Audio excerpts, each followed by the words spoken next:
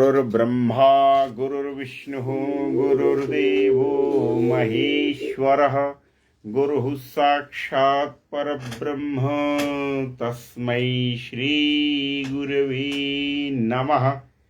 ओम आप्यायन्तु ममाङ्गानि वाक्प्राणश्चक्षुः श्रोत्रमतो बलमिन्द्रियाणि च सर्वाणि सर्वं ब्रह्मोपनिषदं माहं ब्रह्म निराकुर्यां मा ब्रह्म निराकरोत्।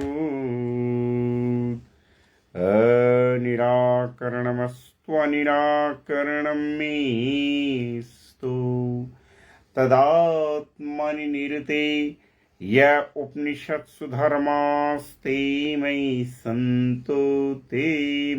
सन्तो ओम शांति शांति शांति। ओम घंटाशूलहलानि शंखमुसले चक्रं धनुः सायकम् हस्ताब्जैर्दधतीं घनान्तविलसत् शीतांशुतुल्यप्रभां गौरी देहसमुद्भवां त्रिजगता माधारभूतां महा पूर्वामत्र सरस्वतीमनुभजे शुंभादिदैत्यार्दिनी। वाग्देवी सरस्वती का आह्वान करते हुए और आप सभी साधकों का नंदन वंदन और अभिनंदन करते हुए आज की इस सत्संगति के सत्र को प्रारंभ करते हैं।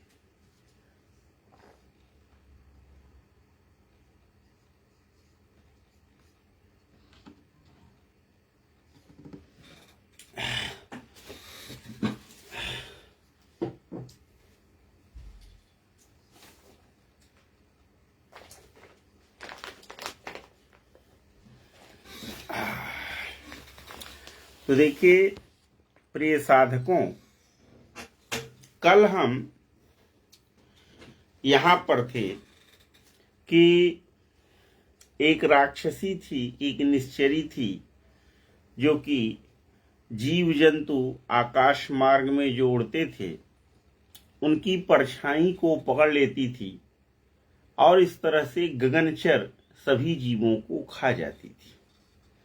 यही छल उसने हनुमान जी के साथ भी किया और हनुमान जी ने उसको मजा चखा दिया। सोई छल हनुमान कह कीन्हा तासु कपटु कपितुर तहि चीन्हा। हनुमान जी चीन्ह गए, पहचान गए किसको? उसके कपट को। अच्छा, तो क्या किया हनुमान जी ने जब उसके कपट को पहचान गए? तका ताहि मारी मारुत सुत बीरा बारिधि पार गयौ मति धीरा। हनुमान जी कैसे व्यक्ति हैं? कहा मति धीरा, यानी जिनकी मति कैसी है? धीर है, धीर बुद्धि वाले हैं हनुमान जी। कैसे हैं? धीर बुद्धि वाले। ठीक है, तो ऐसे धीर बुद्धि वाले हनुमान जी ने क्या किया? ताहि मारी मारुत सुत बीरा। हनुमान जी केवल धीर बुद्धि ही नहीं है बल्कि वीर भी। उन्होंने उसको मार करके वो आगे की ओर बढ़े। और जब आगे बढ़े तो उन्होंने क्या देखा? तुलसीदास जी लिखते हैं, ताहां जाई देखी बन शोभा। जब उसका वध करके वो आगे जाते हैं तो वहां पर उन्होंने क्या देखा? वहां पर उन्होंने समुद्र के पार जब वो गए हनुमान जी, तो वहां पर समुद्र के पार भी वन की शोभा को देखते। किसको देखते हैं? वन की शोभा को। ताहां जाई देखी बन शोभा। और क्या देखा हनुमान जी ने? कहा गुंजत चंचरीक मधुलोभा। मधुलोभा माने मधु के लोभी। चंचरीक कहते हैं भौरे को। चंचरीक माने क्या होता है? भौरा। तो हनुमान जी ने, जब हनुमान जी समुद्र को पार करके आगे गए तो हनुमान जी ने जो है मधु के लोभी भौरों को देखा। और क्या देखा हनुमान जी ने? तो हनुमान जी ने वन की शोभा को देखा। और क्या देखा हनुमान जी ने? तो तुलसीदास जी लिखते हैं, नाना तरु फल फूल सुहाए। नाना का मतलब मम्मी के पिताजी नहीं, नाना का मतलब है यहाँ अनेक। ठीक है, नाना तरु फल फूल सुहाए। हनुमान जी ने देखा कि वहां पर अनेक प्रकार की, तरु माने वृक्ष, और अनेक प्रकार की फल फूल सुशोभित हो रहे। खग मृग वृंदा देखी मन भाए। हनुमान जी ने वहां पर, खग माने पक्षी, मृग माने पशु, मृग माने पशु, इसीलिए शेर को मृगेंद्र कहते हैं। क्या कहते हैं? मृगेंद्र। मृग का मतलब आप हिरण समझते हैं, हिरण तो होता ही है। मृग का जो व्यापक अर्थ है वो है, मृग का अर्थ व्यापक क्या? पशु। इसीलिए सिंह को क्या कहते हैं? मृगेंद्र। ततो मृगेंद्रस्य मृगेंद्रगामी, कालिदास लिखते हैं। ठीक है, राजा दिलीप के लिखे, ततो मृगेंद्रस्य मृगेंद्रगामी। ठीक है, तक खग मृग वृंद, खग मृग वृंद देख मन भाई। तो हनुमान जी ने वहां पर पशुओं और पक्षियों को देखा। पशु पक्षियों के जो समूह थे वे हनुमान जी के मन को भा गए। इसके बाद क्या हुआ? कहा शैल विशाल देखी एक आगे, तापर धाई चढ़े भय त्यागे। हनुमान जी ने आगे एक विशाल पर्वत को देखा और भयमुक्त होकर के उस पर्वत पर कूद करके चढ़ गए। अच्छा, अब हनुमान जी ही तो जान ही रहे हैं, शंकर जी पार्वती जी से कहते हैं। देखिए, जो श्री रामचरितमानस की कथा है इसको शंकर जी पार्वती जी को सुना रहे हैं, गरुण जी को सुना रहे हैं काकभूषणी जी। ठीक है, तो इस तरह से शंकर जी कहते हैं कि गिरि पर चढ़ी उमान कछु कपि कै अधिकाई, प्रभु प्रताप जो काल ही खाई। जब हनुमान जी भय त्याग करके पर्वत पर चढ़ गए तो शंकर जी ने पार्वती जी से कहा कि हे उमा, देखो ये जो हनुमान जी हैं ये अभी सुरसा नाम की राक्षसी जो थी उसको इन्होंने सबक सिखाया, उस निश्चरी को सबक सिखाया। सुरसा नाम की जो अहिन की माता थी, सर्पों की माता, उसको सबक सिखाया, उसका घमंड तोड़ा। जो राक्षसी थी उसका घमंड तोड़ा। और कूद फांद करके देखिए पर्वत पर्वत पे चढ़ जा रहे हैं। तो इसमें हनुमान जी की कोई अधिकता नहीं है, हनुमान जी की कोई बड़ाई नहीं है। तो बड़ाई किसकी है? तो कहा यह प्रभु का प्रताप है। किसका प्रताप है? यह प्रभु का प्रताप है। प्रभु का प्रताप क्या है? तो कहा प्रभु के प्रताप में इतनी ताकत है कि वह काल को भी निगल सकता है, वह काल को भी खा सकता है। इतना प्रभु के प्रताप में इतनी शक्ति है। उमान कछु कपि कै अधिकाई, प्रभु प्रताप जो काल ही खाई। हे उमा, इसमें कपि हनुमान जी का कोई प्रताप नहीं है। यह जो आप देख रही हो यह तो प्रभु का प्रताप है। काहे स्वामी, प्रभु का प्रताप कैसा होता है? कहा प्रभु का प्रताप ऐसा है कि वह जो है काल को भी खा जाता है। किसको खा जाता है? कहा वो प्रभु का जो प्रताप है, प्रभु के प्रताप में इतनी शक्ति है कि वह काल को भी खा सकता है। यही कारण है कि सीता माता की खोज खबर करने के बाद हमारे श्री हनुमान जी जब भगवान श्री राम के सम्मुख पहुंचे तो उन्होंने कहा, शाखा मृग कर कै बड़ी मनुसाई, शाखा ते शाखा पर जाई, नाघि सिंधु हाटक पुर जारा, निशिचर गण बधि विपिन उजारा, सो सब तब प्रताप रघुराई, नाथन कछु मोरी प्रभुताई। यही भाव यदि आपके अंदर आ जाए तो आप समझ जाइए कि प्रभु की विशेष कृपा है आपके ऊपर। एक दिन एक सज्जन किसी पंडित को हड़का रहे थे, बोले तू शुद्ध पाठ नहीं करता है, तू ऐसे पाठ कर रहा है, वैसे पाठ कर रहा है। मैंने कहा सुने यहाँ पंडित जी, कि जो आप इनको डांट लगा रहे हैं ना, ये आपका डांट लगाना कैसे है? वैसे ही है जैसे कोई व्यक्ति फटा पुराना कपड़ा पहना हो, गरीब है, फटा पुराना पहना है, और आप बढ़िया टीप टाप से टाई बेल्ट कोट पैंट पहन के जा रहे हैं, और आप भाई उसके पास जो सामर्थ्य है वो कपड़ा पहना है बना, अब आप उसको कोने में ले जाके डांट रहे हैं, हड़का रहे हैं कि तू देख फटीचर बना घूम रहा है, देख मैं टाई बेल्ट। तो ये आपको आपके ज्ञान का अहंकार है। ऐसा मत बोलिए। आप इन पंडित जी को हड़काइए मत, प्रेम से समझाइए कि ठीक है, आप थोड़ा सा उच्चारण ठीक करिए, ठीक करिए, लेकिन आप ही ज्ञानी हैं ऐसा नहीं सोचना है। ये धरती वीरों से खाली नहीं है। आप ये समझिए कि मैंने आज तक, मैं मेट्रो में सफर करता हूं, हमारा शायद ही कोई ऐसा संबंधी हो जिसका डुप्लीकेट हमने दिल्ली के मेट्रो में न देखा हो। निर्जानंद जी ध्यान से सुनिए इस बात को।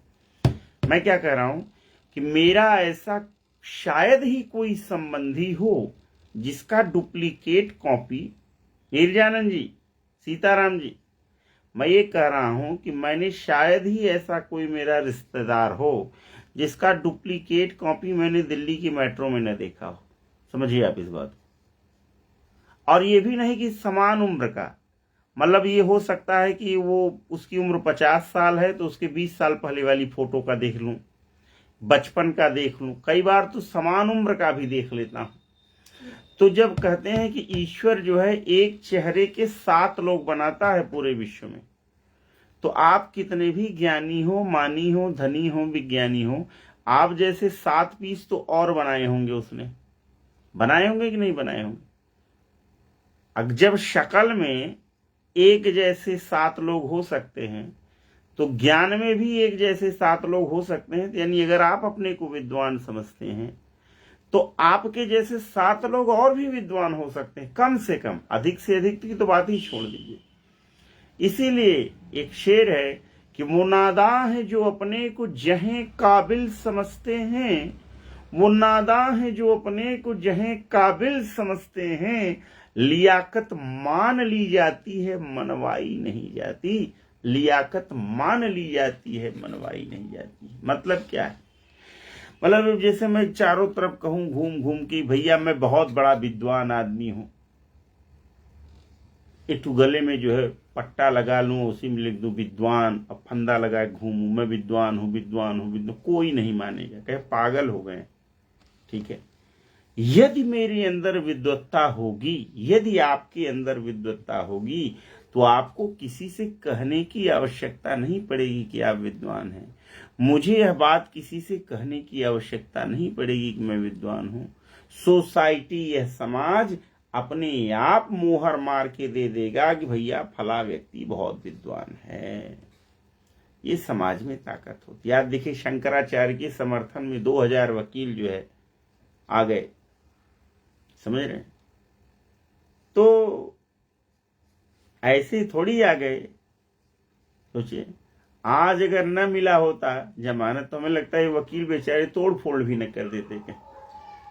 ठीक है, तो हमने क्या कहा था आपसे, तुलसीदास जी वाली बात याद रखिए। हम कहा तुलसीदास जी को, एक मिनट माता जी, तुलसीदास जी को अकबर की जहांगीर बंद कर दिए, ऐसे सब बानर ही बानर कूद पड़े।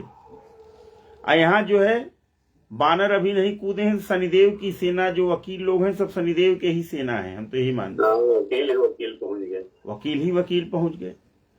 आज प्रेशर में मिल गया होगा जमानत, बता रहे हैं इतनी भीड़ हो गई कोर्ट रूम में कि आज न जमानत मिलती तो क्या होता। ठीक है, ये शंकर है भैया, शंकर साक्षात शंकर हो, शंकराचार्य तो साक्षात शंकर के अंश हैं। ठीक है, चलिए आगे चलते। तो क्या कहा, उमान कछु कपिके अधिकाई, प्रभु प्रताप जो काल ही खाई। बस 5 मिनट में एक अच्छा समाप्त हो जाएगी, चिंता न करें आप।